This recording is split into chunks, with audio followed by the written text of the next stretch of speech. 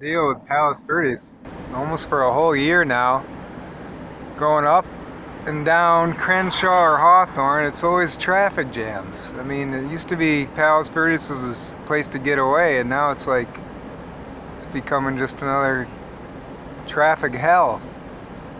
It's because they're doing construction. It's not because of new residents.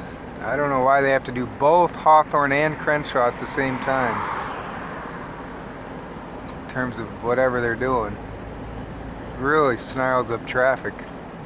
It's crazy.